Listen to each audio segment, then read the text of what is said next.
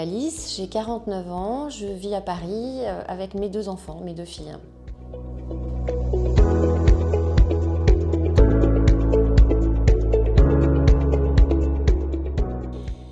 Alors, j'ai perdu mon mari, Julien, il y a 3 ans, en janvier 2023. Julien s'est suicidé. Mes filles avaient 16 et 14 ans.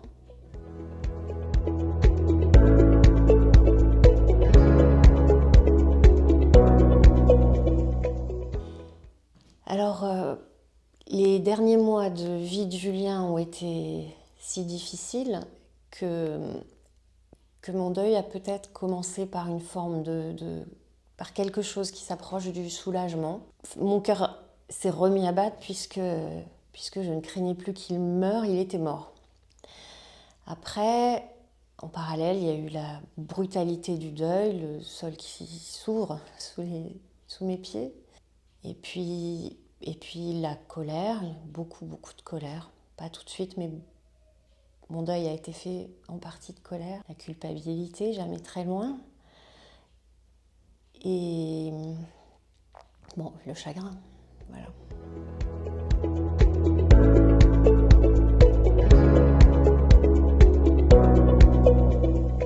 Alors, c'était pas encore très clair, parce que je ne savais pas ce que je cherchais, mais si je devais trouver une image, je cherchais un peu un gilet de sauvetage. Il me fallait un outil pour un outil pour gérer l'absence. Fin 2023, ça allait faire 1 an que Julien était décédé.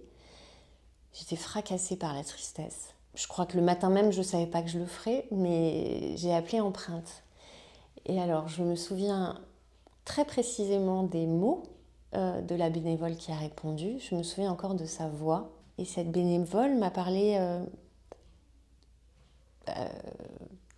du groupe Empreinte Turquoise, un groupe de personnes endeuillées par le suicide.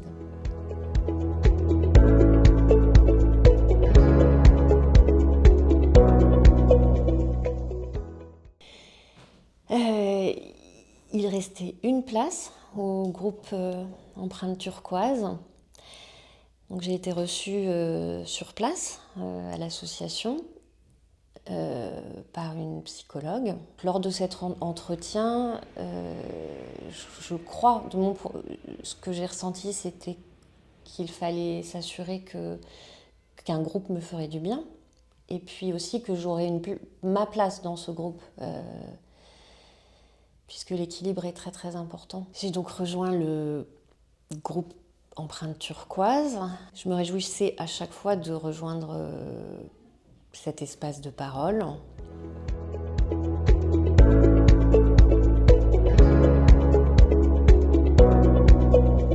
Donc le groupe de parole, d'abord, il y a quelque chose de très spécifique de parler avec des gens qui sont endeuillés. On peut partager nos émotions, notre expérience sans filtre.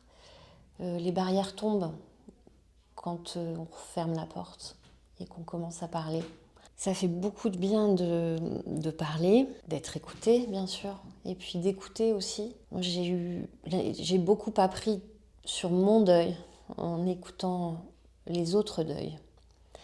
Donc dans ce groupe, on est non seulement unis par le deuil, mais par le deuil, par le suicide.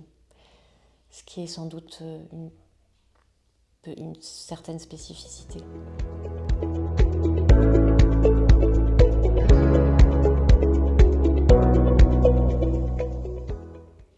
C'est que ces exercices vont nous permettre de transformer nos émotions les plus difficiles. Je pense au chagrin, à la culpabilité. Donc, l'écriture transforme ces émotions en conséquence, en énergie vitale. Lors de chaque atelier, on pleure, mais à chaque atelier, on rit aussi, beaucoup.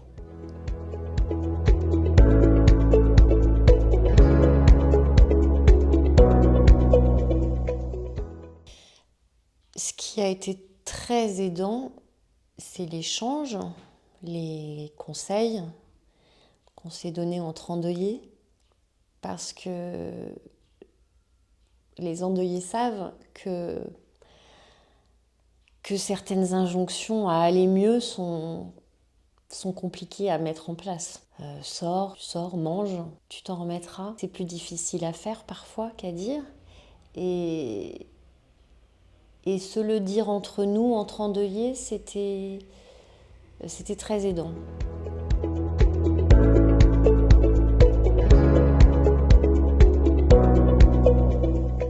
Que j'ai trouvé un tel réconfort que j'ai essayé de le partager avec mes filles et de les convaincre peut-être de rejoindre elles aussi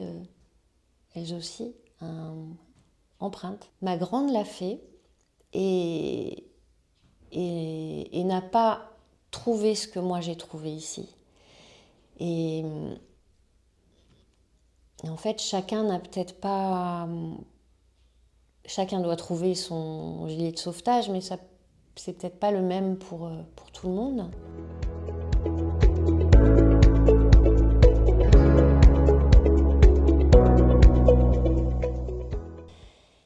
Alors ça fait donc 3 ans que Julien est décédé. Le choc transforme profondément, ou en tout cas le choc révèle des choses profondes. Et aujourd'hui, je me sens plus apaisée, je me sens en paix avec Julien. Et ce serait sans doute ma définition du deuil. Je crois que Julien m'habite